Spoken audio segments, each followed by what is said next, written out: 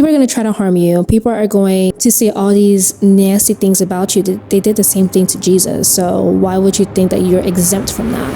Hi everyone, my name is Vanessa. I'm just here sharing the wisdom that God has shared with me and to give a biblical perspective on things that are happening in society today.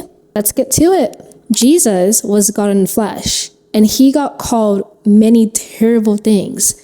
Even the Pharisees had called Jesus pretty much the devil. They had called him this specific demon name. It starts with a B. And this is the Son of God in the flesh, right in front of them.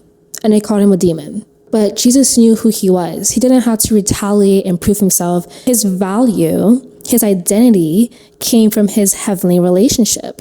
And that's how it should be for every single believer. Especially since Jesus says that this world is going to hate you because they hated me first. The Sermon on the Mount talks about blessed are those who are persecuted for my name's sake. It's very important that you emphasize for Jesus' name's sake, because you can be persecuted but not for Jesus. People are going to say hurtful things. People are going to try to harm you. People are going to say all these nasty things about you. They did the same thing to Jesus. So why would you think that you're exempt from that?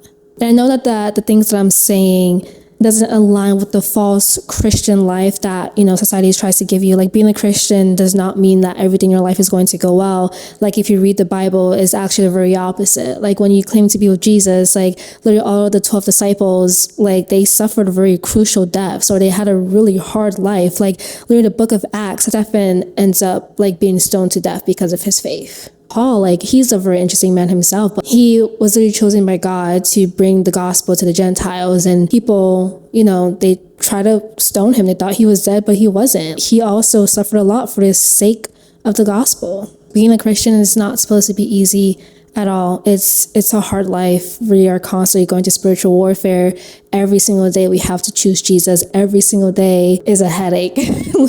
Even Jesus says, do not worry about tomorrow, for tomorrow has its own troubles. Doesn't say that tomorrow has its own blessings or its own whatever. Tomorrow has its own troubles. Being a Christian is not easy. But when we know our heavenly identity, when we know our heavenly relationship, and we draw our value, our strength, just everything from our relationship with God, we can endure all things. We can persevere through all things. We can be patient. We can suffer well. Overall, your value is not based on your worldly relationships. Your value and your worth is based on your relationship with Jesus Christ himself. So I pray that when you come to know him, that may you come to believe in him, and that may you also come to submit to his lordship, because I'm telling you, there is nothing better than being guided and being led and being under the authority of Jesus Christ. If you want to hear more of a deeper dive of this topic, subscribe to my Substack where I expand more on the topics I discuss here on YouTube. Thank you so much for watching. I'll see you in the next one.